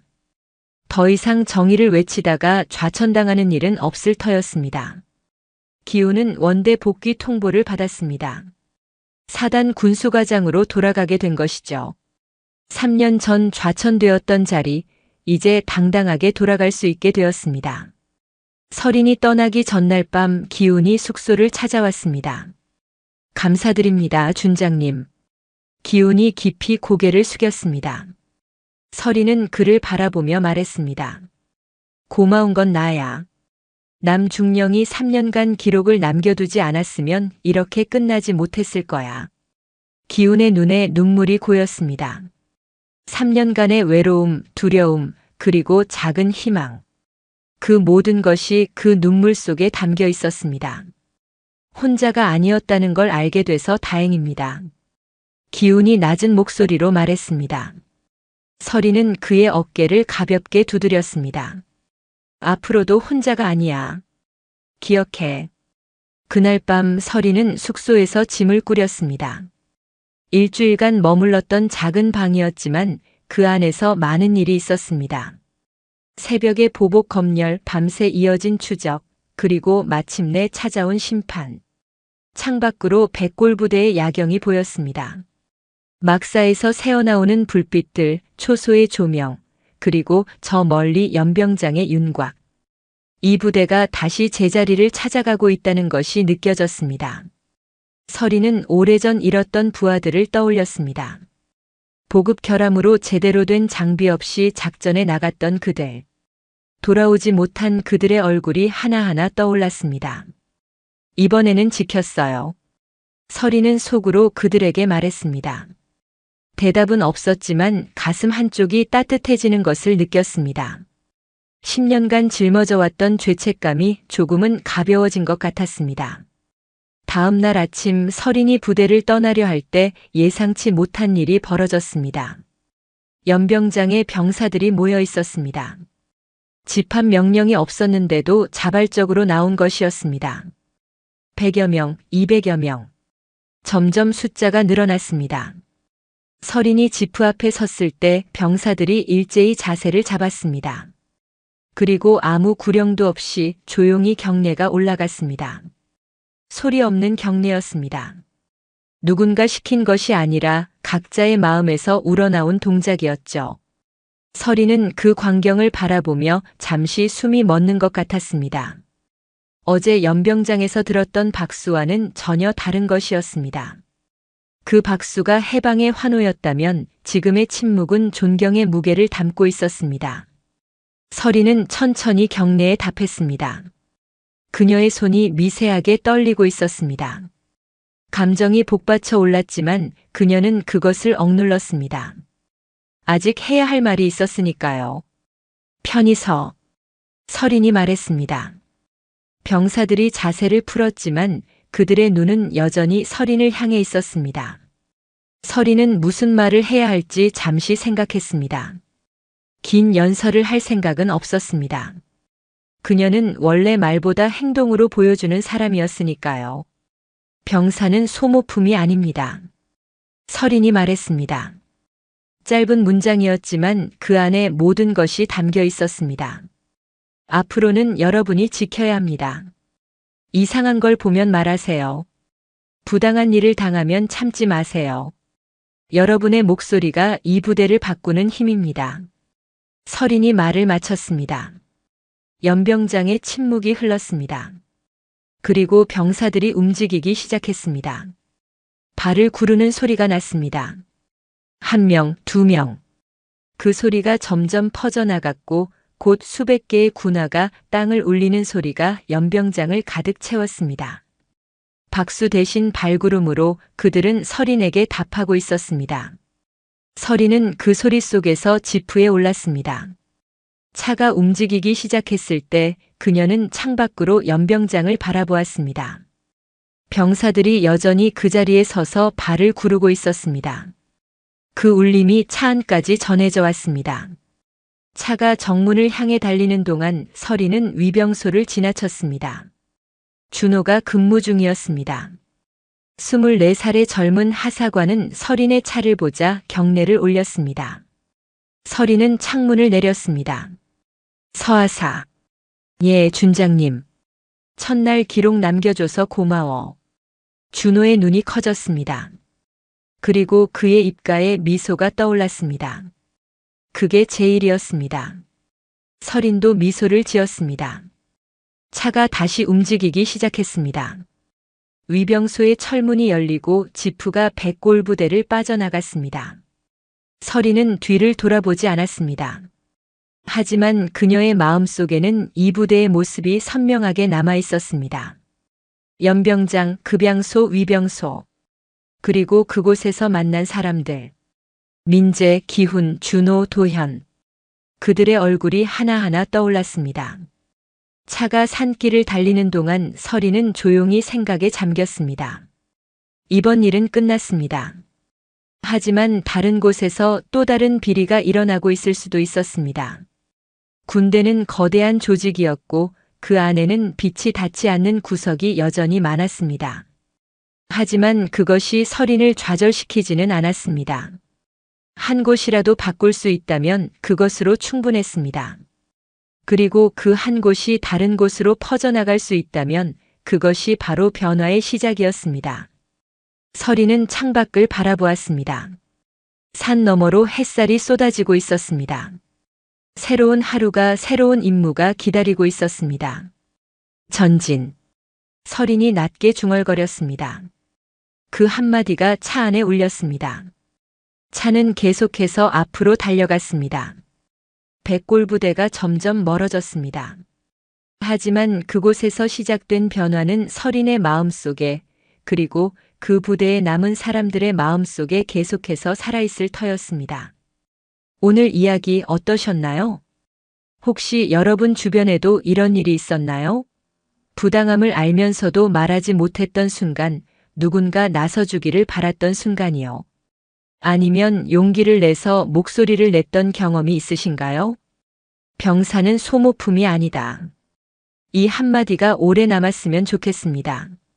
사연의 고백에서는 여러분의 이야기를 기다립니다. 댓글로 사연 남겨주세요. 다음 이야기로 찾아뵙겠습니다.